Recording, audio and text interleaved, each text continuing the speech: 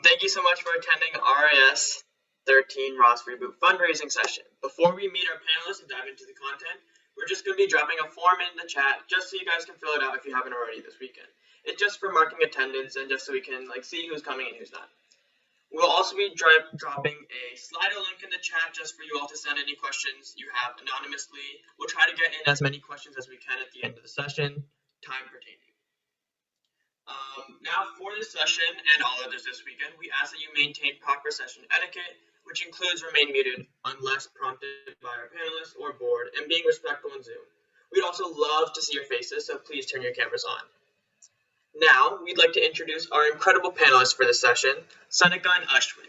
Introduce yourselves, and the floor is yours. Hi, everyone. I'm Sanika. I was on GT Ramblin' Raas from 2016 to 2020, and I was one of the captains from 2017 to 2020. You're muted.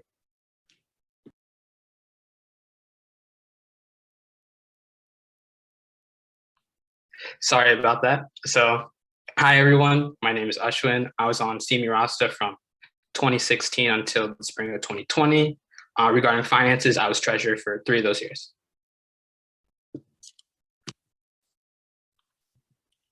So just to sort of go into what we're planning on covering today, in terms of our session, we want to start off with, the initial work that you guys should be doing when it comes to the finances, what we value in regards to that, how to properly put together your budget and your timeline in terms of understanding how the finances work throughout a given competition season, as well as then how can you actually make money in terms of throughout the season and taking advantage of the different opportunities that you and your team can do. And then finally, we'll open it up to some Q&A.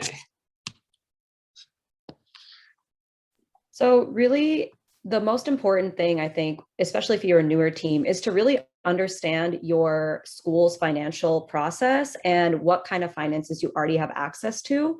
So for example, at Georgia Tech, we get partially funded by Georgia Tech. So we kind of had to learn how to reach out to the finance people with our student government.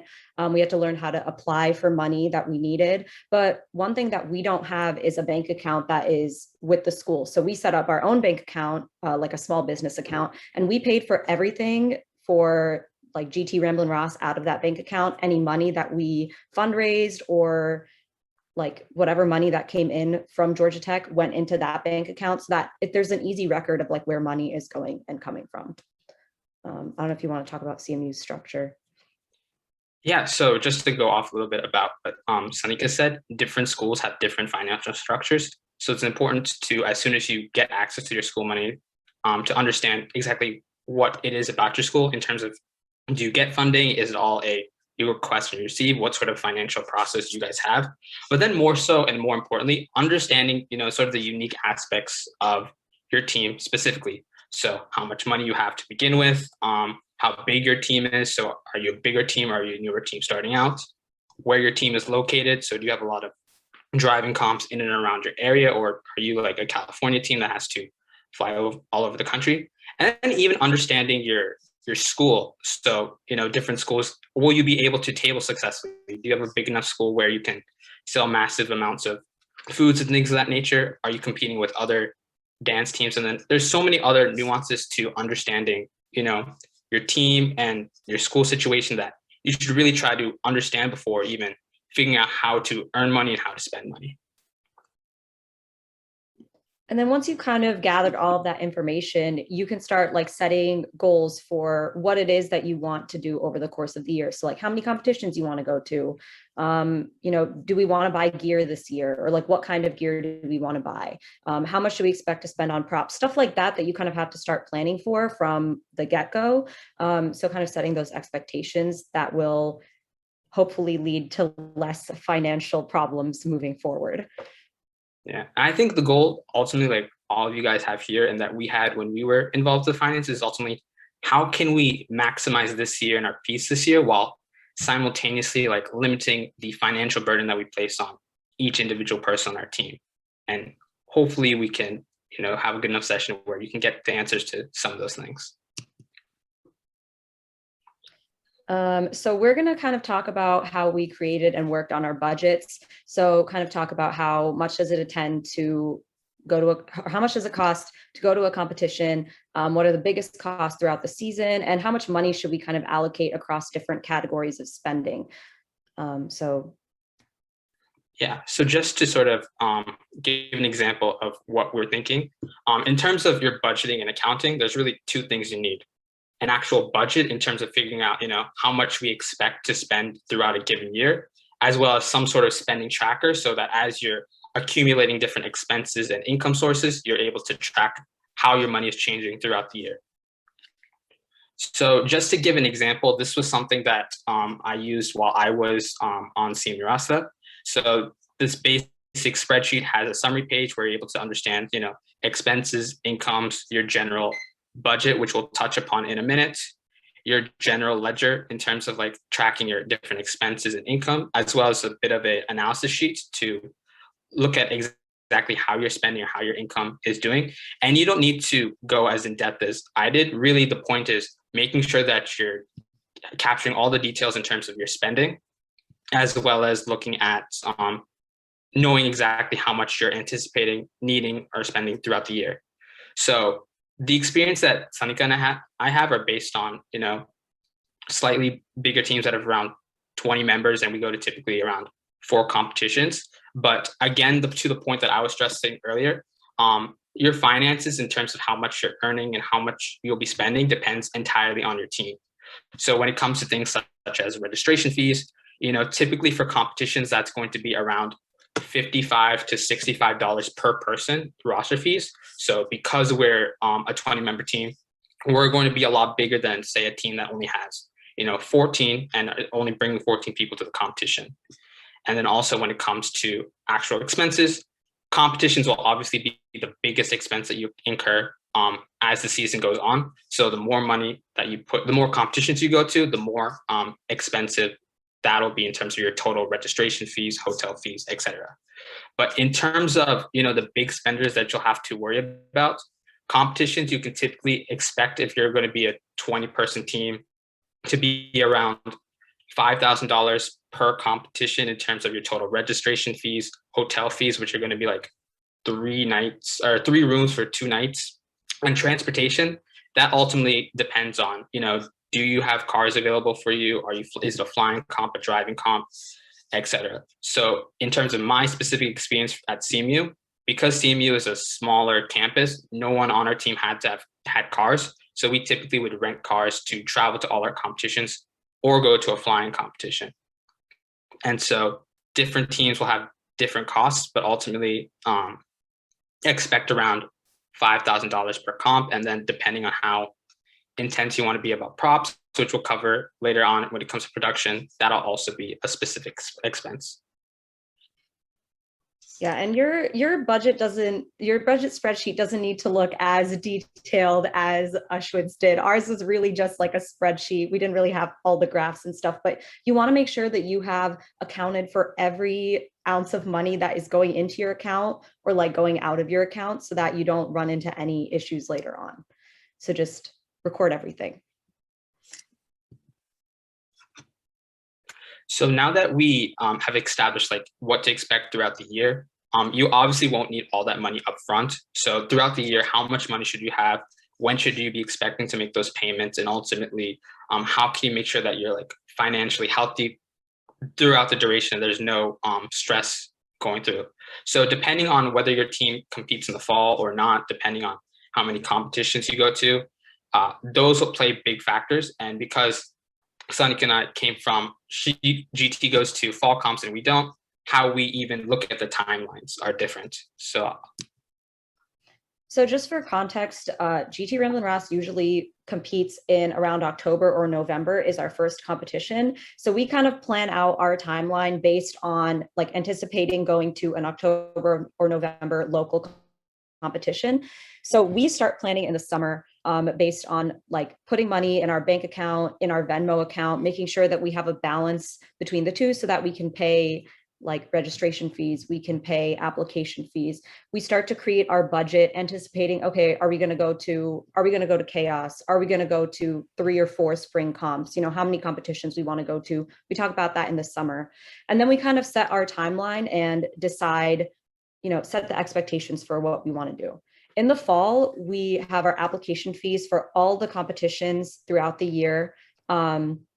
We start thinking about costumes, and we have to build almost all of our props in the fall as well. So we have our really, really big expenses kind of front loaded into the fall semester. If you have a DJ that you're paying, you'll have mix payments that you'll have to start doing in the fall as you start to create your mix. And then we already start fundraising in the fall just because we have so much money that's going out of our bank account from the get-go. Over winter break, you can kind of anticipate the spring competition payments to start rolling in. So you'll have registration fees, you'll have after party fees. And then in the spring, once you actually start going to the competitions, you'll have like flights, gas money, paying for hotels. And then as you're kind of changing up your routine, you'll have more prop fees. And then again, more fundraising just because there's so much money going out. And then towards the end of the year, you want to start transitioning to the next year of leadership, whether it's new finance, new captains, making sure they're familiar with your finances, financial system. And then one thing that we do is we reimburse our team members for out-of-pocket costs as much as we can, based off of how much money we fundraise throughout the year. And this could also be like money that you're getting back from your institution, that kind of comes in towards the end of the year. Like we have to spend our money before we get it back. We don't get the money at the beginning. So towards the end of the year is when we kind of start to tie up all those finances. So for us, because all our competitions typically happen in the spring, our timeline is a little different. So once we have our transition meeting at the end of the spring, what the new treasurer typically does is, you know, meet with all the different exec members from our captains, our production chairs, our social chairs, et cetera, just to get an idea of what their plans and expectations are coming into the next year. From there, the person will already have known like the questions that we talked about earlier in terms of how much money do we have, what are our own team expectations going forward. And then from there, combining all the different pieces of information to figure out, you know, what's our ideal budget. So the way that I've always done it in terms of this has been like, you know, best case scenario, if we were to maximize the year, how much money would that spend in terms of like if we had unlimited money, you know, what's the quote unquote worst case scenario, but then also, you know, if we had to like a bad year in terms of like earning money, what's the what is the least amount of money that we could spend for the year and still, you know, be somewhat successful. So once you have the different ranges of things in terms of where you lie, and probably somewhere in the middle, from there, in the summer is really planning out all these different details so that when it comes to the fall, you can start putting those processes of like what fundraisers you want to do, what competitions you want to apply to, because application fees by themselves are going to be anywhere from $50 to $65 depending on the competition. So once you guys have your audition video out, you'll be able to coordinate with your captains over which competitions that they want to apply to and therefore make those payments. From there, you'll usually get your acceptances end of fall / during winter break, which is like, I would say around December. So from there, between fall and the winter break, that's when you pay all your different competition expenses, such as registration fees, hotel expenses, after party tickets, and then just planning out travel and other expenses. But really, because we're a spring-based competition, end of fall / winter break / early spring, that's really when we, you know, ramp up our prop spending. So once we have our finalized idea, which is typically after chaos to make sure that no team has taken our idea, that's really when we start spending money to go along with the vision of what our captains and our production chairs are seeing. And then also typically in the fall, because the spring is so heavily comp focused, that's really where I would want to take advantage of fundraising. So how can we maximize, you know, everyone's time right now so that when it comes to the spring, we can focus purely on the dancing aspect and we don't have to worry about earning money just to be able to pay to attend these competitions.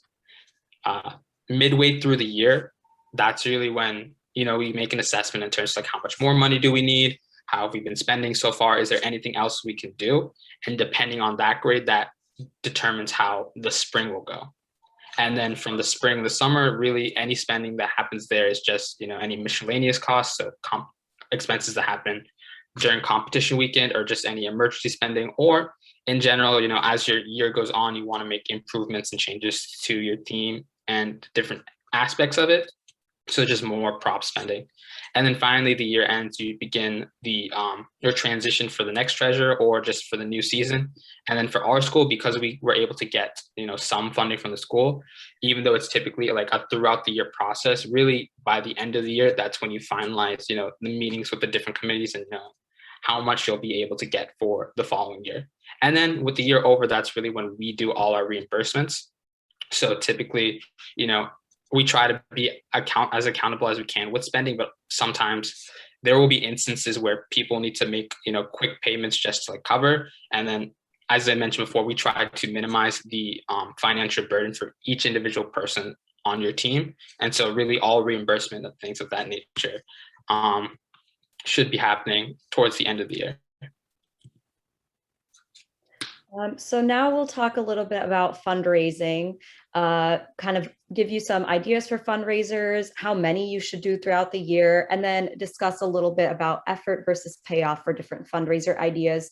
But just kind of, again, keep in mind all the things that Ashwin was saying before, like where's your school, how big is your team, what does like your Indian population look like, all those kinds of things you'll have to take into account when you decide to do these fundraisers. So the ideas we're giving are going to be based off of our experiences and like where our schools are and kind of the communities that they're in.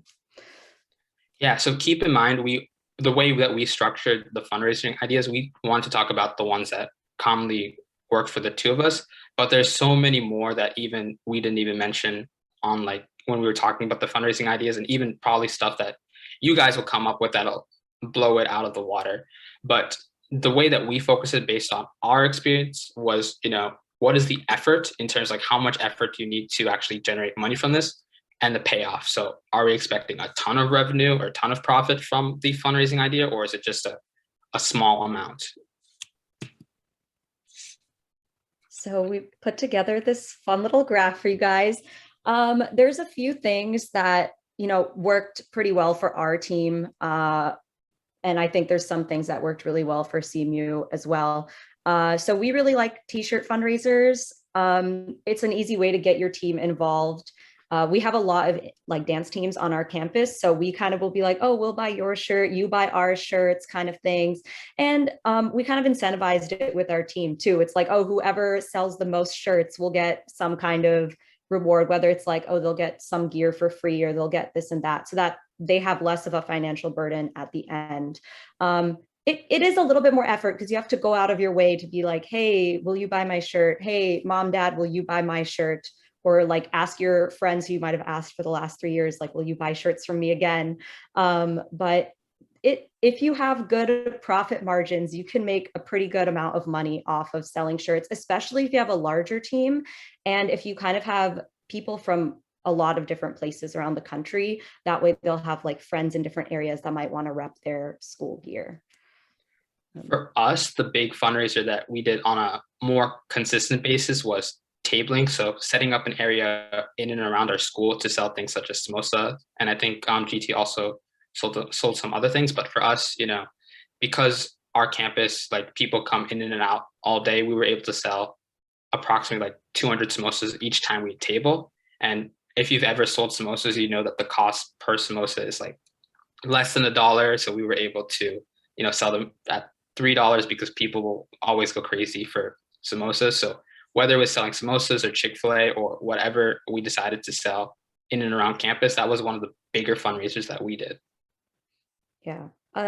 We also really like the samosa fundraisers, but we would just make sure that we'd space it out so that it wasn't like constantly us selling samosa and lassi on campus. We do like one or two like each semester and kind of like pick a good time and pick a really good location where lots of people walk by so that as they're hungry, they'll stop by and get your samosas. Another one that worked really well for us was like door of clubs or snap raise.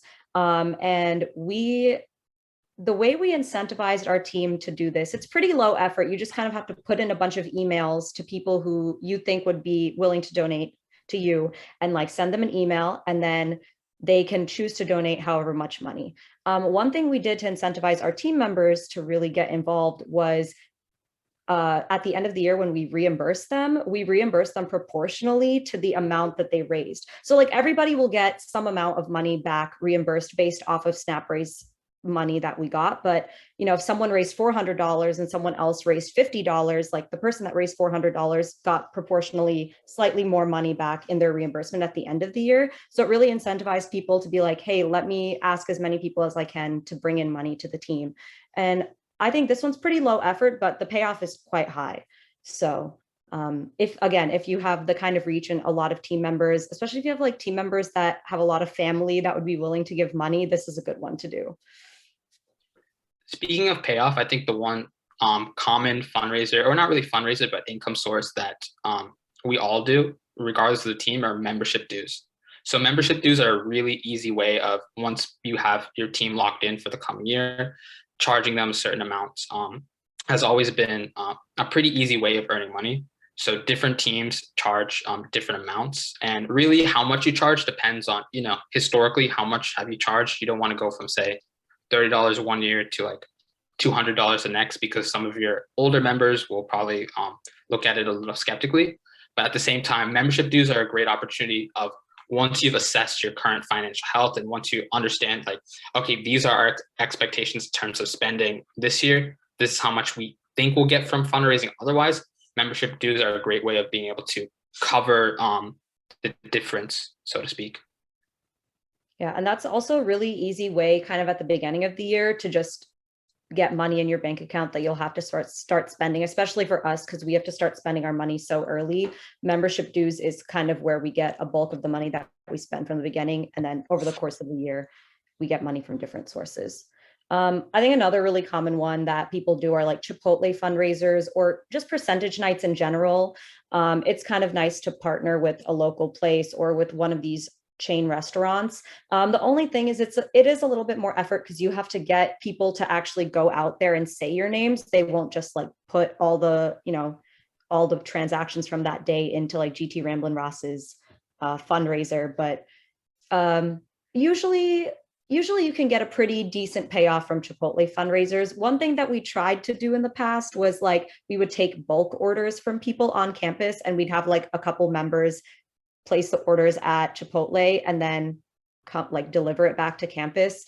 So that way we could, you know, more people would want to buy food, but they wouldn't have to go out of their way to Chipotle. So you could consider that if you have, you know, the resources to have people driving back and forth, but do it with caution.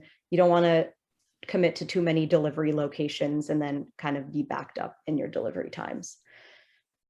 So another interesting one that you may or may not have access to, but if you can, that would be great, would be gigs. So when it comes to gigs, usually if you're able to get those opportunities, they're great on a number of fronts.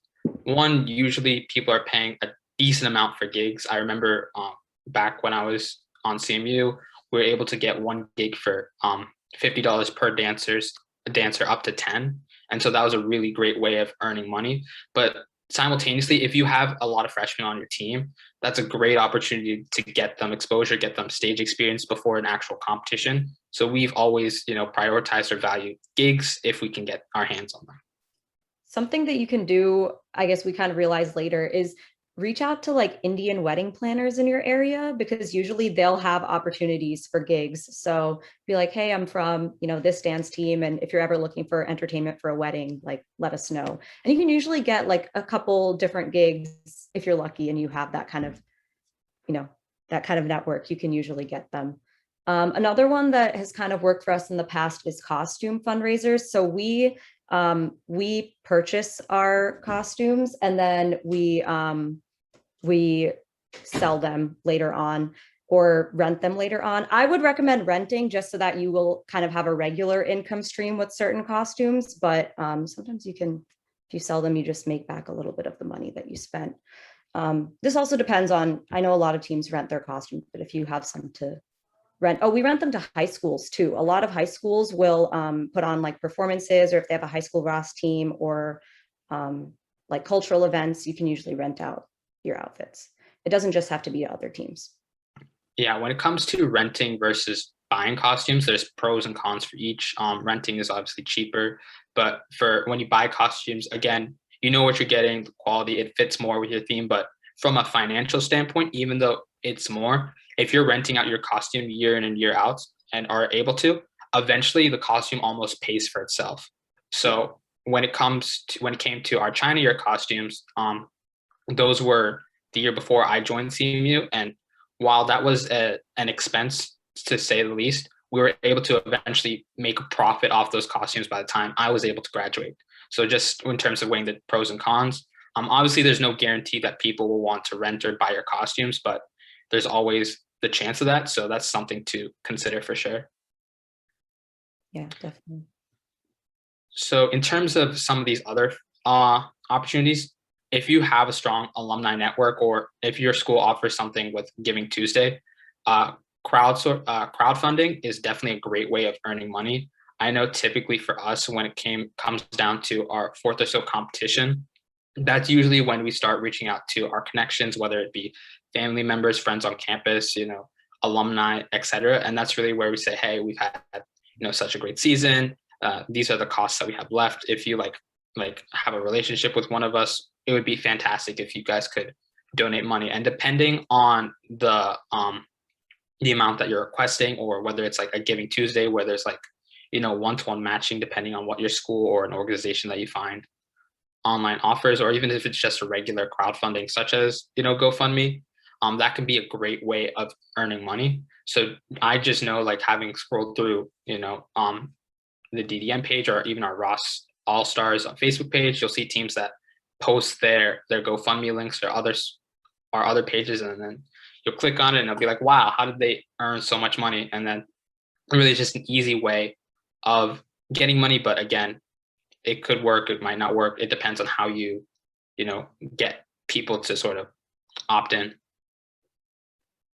And I think the last one we have on here are the bingo boards. So this is a fun way to get your team involved. But I think the payoff is usually pretty low, just because the amount that you can charge people for these kind of dares or things isn't as high. But it is, it's a fun way to get involved. I don't know if you have more experience with the bingo boards, but we haven't really done many of them in the past. Yeah, bingo boards, they're a cheap way of earning money. It's why it's a low payoff, low effort, in the sense that, you can earn money because the prices are so low. It depends on how many people you can get to pay for a spot across your different team members. But again, a lot of this depends on factors such as, location, how big your team is, are you competing against other organizations trying to raise money, etc. So really, when it comes to this graph, even for your own team, individual team, the ordered placements of these fundraisers or other fundraisers could be completely different. But I guess one point to bring out when it comes to how much to earn relative, because I think the big focus, and that's why we want to focus here on different money sources, is how much should you earn for your team, or how to earn money for your team. Really, that depends on how much you're spending, right? Because ultimately you'll want to earn more money than you're actually spending. So depending on your expectations, how many competitions you're going to, how expensive those competitions, and we can go back later to touch more in depth about the different types of expenses and what to anticipate. That ultimately plays a factor in determining, how much that you expect to raise. So you got it. We just have some miscellaneous questions. I think these are usually common questions that teams would have about fundraising or finances in general. So the first one, just how do you encourage your members of your organization to participate in fundraising? For us, it was really incentivizing, reminding people, the more that we fundraise, the more money that you get back in your pocket at the end of the year, and the less money that you'll have to spend throughout the year, right? It's really reducing the burden, the financial burden that each of the members has. So we really try to incentivize it, whether it be through getting proportionally more money back from SNAP raise, or, getting gear subsidized or free if they sold X number of shirts, right? Things like that people will want to be more involved because they'll have to spend less money later on.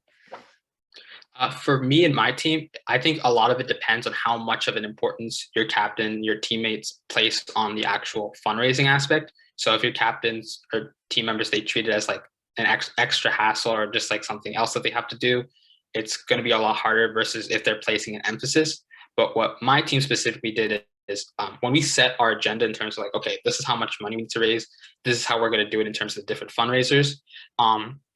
It's expected for you to hit certain quotas. So to give an example, one of the things that my team did was we would do semester-long fundraisers. So in our case, we'd sell Pittsburgh popcorn, which were these little packets of popcorn.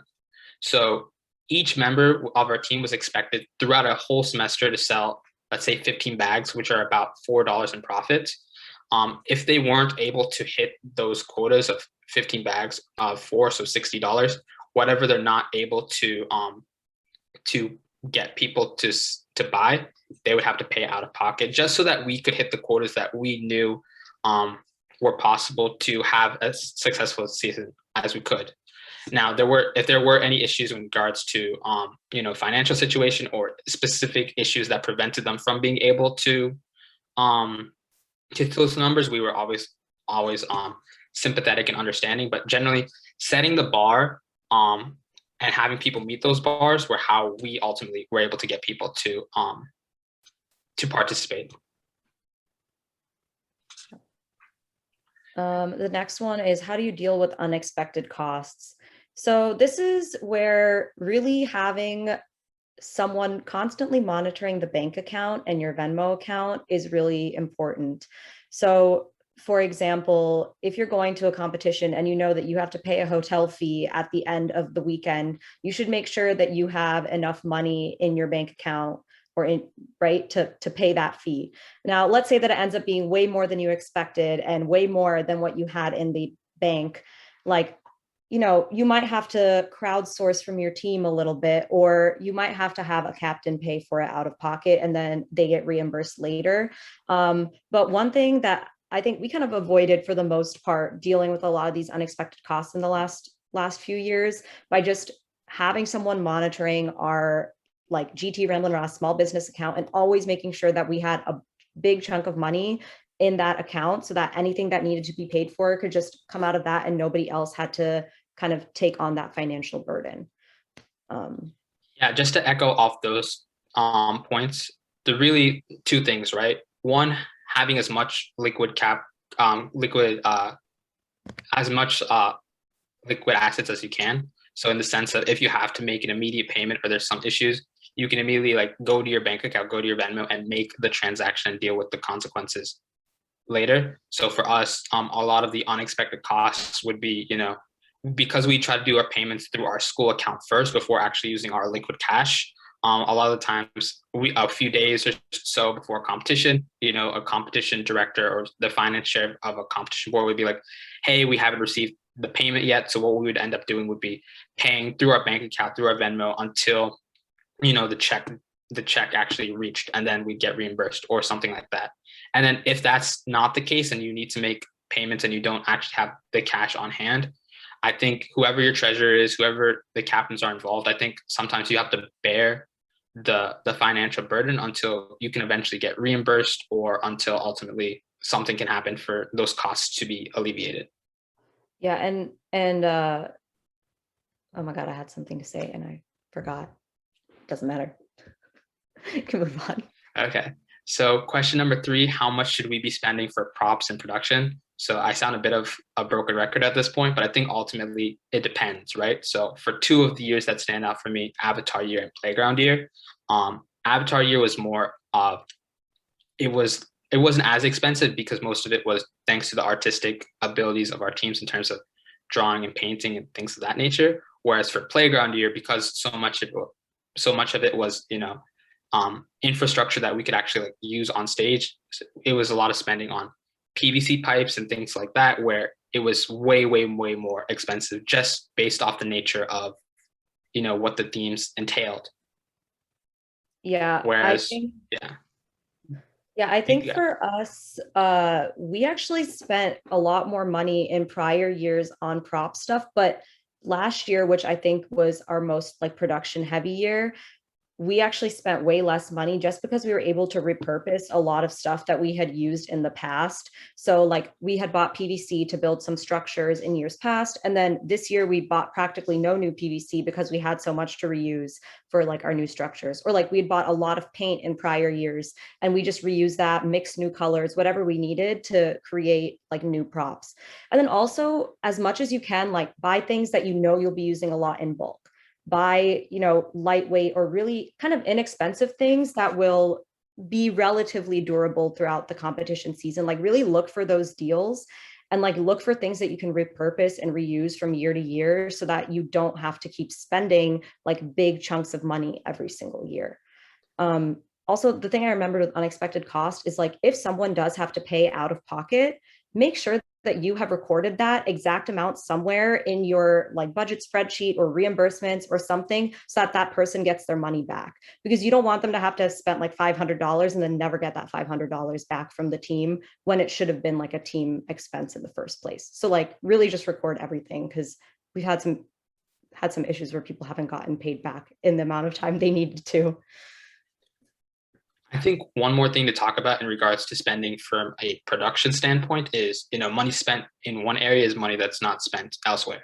So what I mean by that is when you're determining, how many competitions you're going to, or if you want to do spending outside the competition on, say, like team bonding activities or whatever, that's money that you can't spend in other areas. So when it comes to a production aspect, if you're going to like 4 or 5 competitions, that's less money that you'll probably be able to spend on production versus if you're going to say 3 competitions. So there's definitely trade-offs with every expense that you do. So that's something to definitely consider beforehand.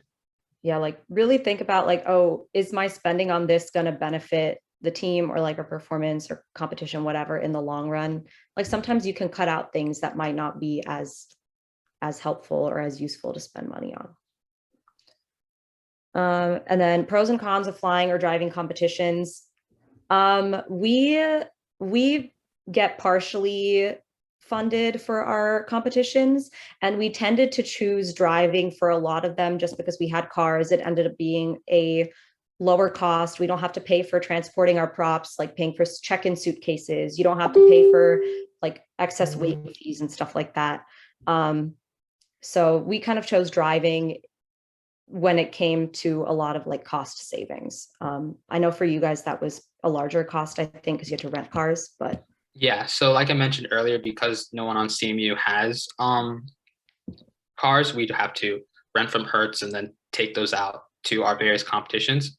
So when it came to flying versus driving, because our school would never reimburse for flying competitions, when it came to flying, everyone would buy their individual plane tickets, and we would only pay for like oversized fees. So when it came to driving competitions were quote unquote more expensive for the team versus flying competitions. But obviously we tried to minimize the burden everyone would face. So a lot of the times we would choose driving competitions from that aspect. And again, that depends on, your team location. So if you're a California school, you're probably flying everywhere versus if you're a school from Virginia. Yeah. And then we talked about buying and renting costumes a little bit on the previous slide. I think this, again, depends on your team.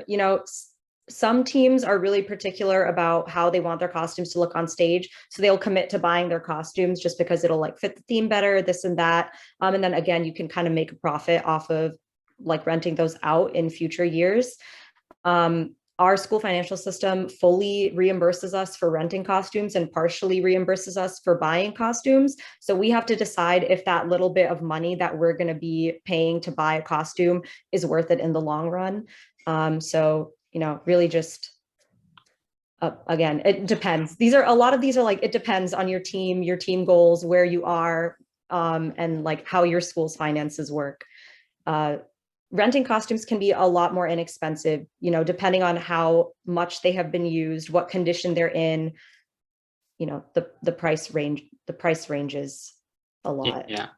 Just to give some numbers to associate it when it comes to renting costumes, depending on a lot of factors such as, the history of those costumes, how how the quality of the costumes, etc., you can typically expect to spend anywhere from $400 to $600, although there's some cases where it could be more, it could be less. Whereas for buying costumes, that's probably going to be $1,000 plus. But again, to the point that we made earlier, once you get those costumes, those could be a potential revenue source down the line. They could be better and a better fit for your theme and your overall piece, and that might be something that you prioritize. So again, ultimately, it depends on how much money you have, your school's financial system, and then just weighing the general pros and cons. Yeah. Also, another thing, like super random but related to costumes, is like think about your team also, because like we had a problem where a lot of our guys were too large to fit into the costumes that we rented, so we had to just like buy our costumes because like other ones just wouldn't fit them. So really just think about like your team situation when you're doing things like that. Also, pro tip, if your costumes are the ones being rented out, try to have some contract, because if a team, say, loses pieces of your costume, it could, no longer be something worth renting out to other teams because people will expect a full set.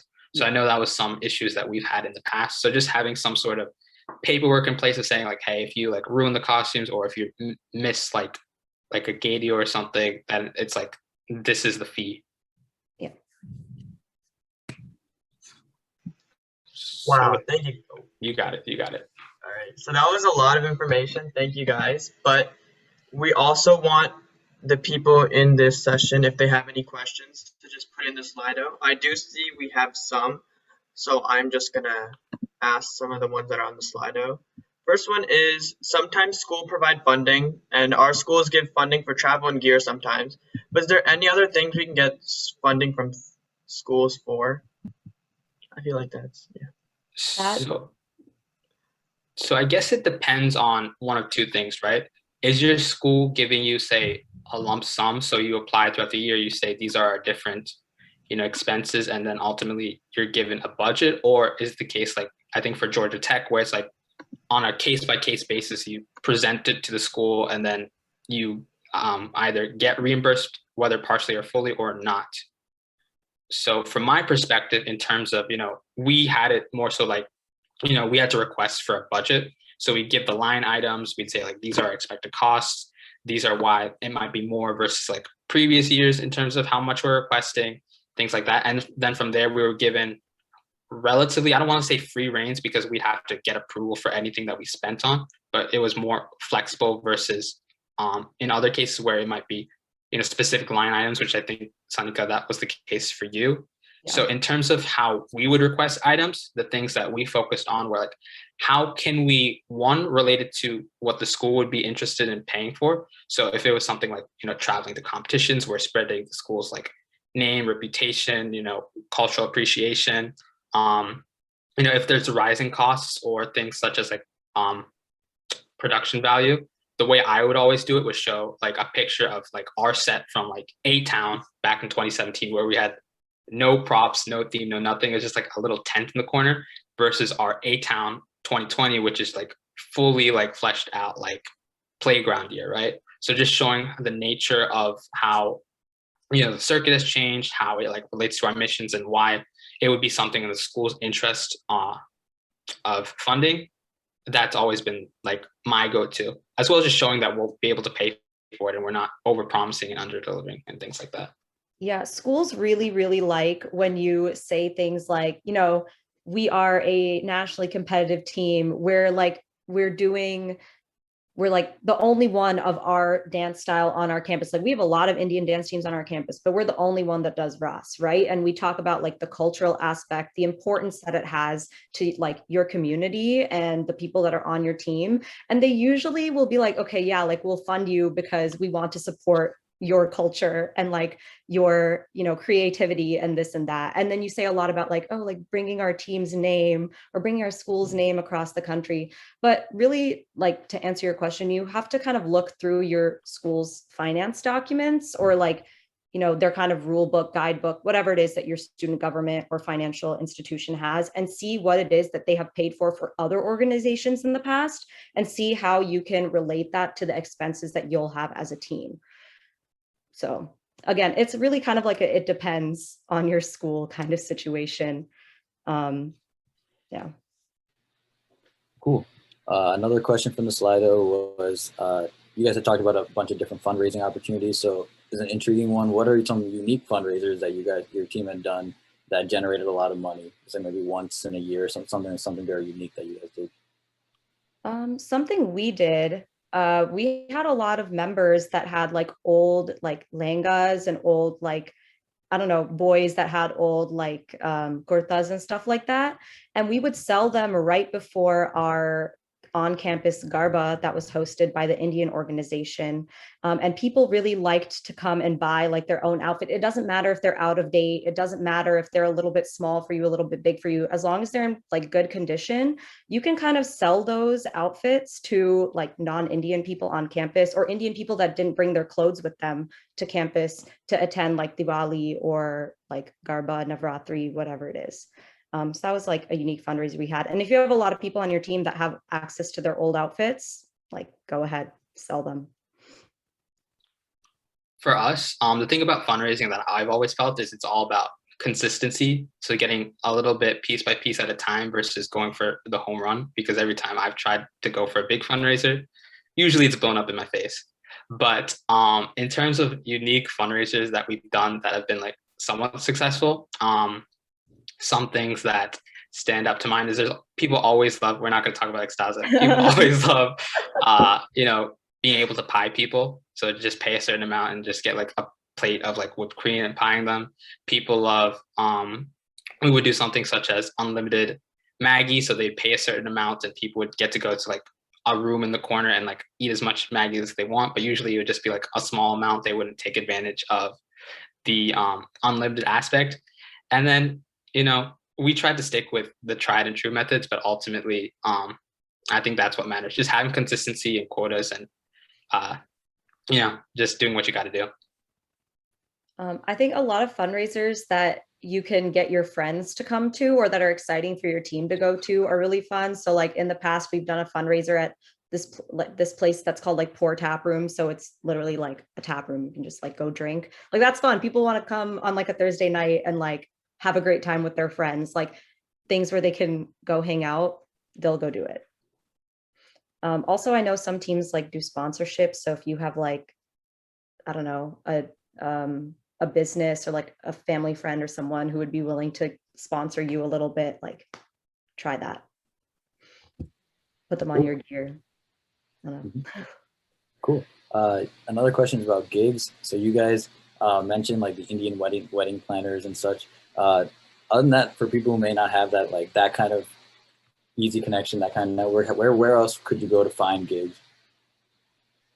Yeah, so I think there's a lot of sites and things online. I know that my sophomore, junior year, there was a lot of different like places online where you could sign up for like gigs or places that like put your team, your like profile information about your team, and then others could like request whether it be a dance performance or your team in particular, and we apply, get in contact with them, and then see from there. But I think the best way to do it, if there's no like sites or anything nearby, is to the point that Tanika made earlier. Just find those different organizations in and around your area that might be interested in supporting your team. So because Pittsburgh is such a has such a strong South Asian community, there's a lot of different like Gujarati communities and temples, things of that nature, that when I was treasurer of fundraising chair, I would individually reach out and be like, hey, we're from Carnegie Mellon University. We're a Raas Garba team. We've competed for X amount of years. Here's a performance. Would you guys be interested in sponsoring us or at least letting us perform here? And then from there, being able to foster relationships with those communities to ultimately get their support. So it may not be a day one thing, but more so something that in the long term could work out.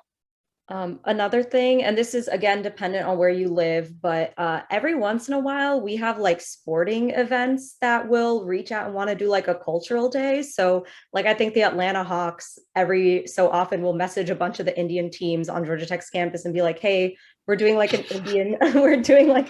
Indian cultural like day. We'd love if you guys perform. Like I don't know if you get paid for those kind of things, but like even doing those kinds of preliminary events where you get some kind of like exposure, and then other people might be like, oh, this is really, really cool. Let me go and like reach out to this team. I want them to perform. So I think like, you know, we've been reached out to by like the Hawks or some other, I don't even know, some sports teams. So they'll be like, hey, if you guys want to perform, like, let us know, and we'll get like, you know, some discounted tickets for your family, or your family friends can come watch, and then you're on TV, like you're on national TV. So hopefully someone will reach out to you later and be like, hey, come dance for us.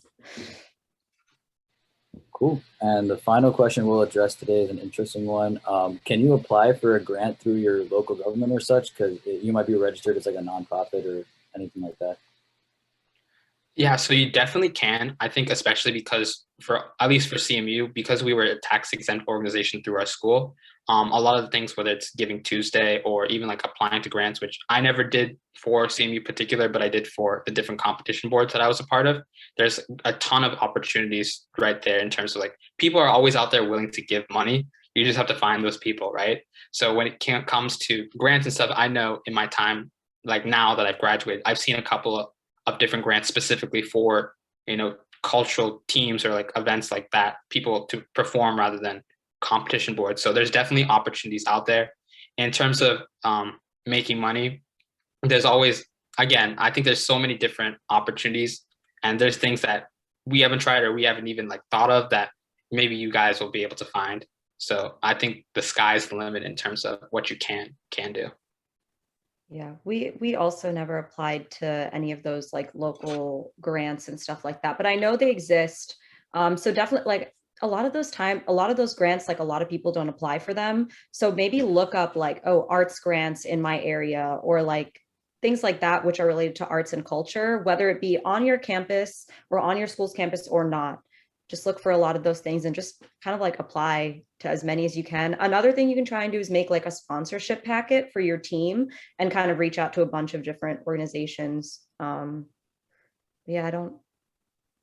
Yeah, I guess the key takeaways, if you learned anything from the session, is, you know, understanding what's unique about like your team, your school, because depending on that situation will open up the doors to say other opportunities as well as like the pros and cons.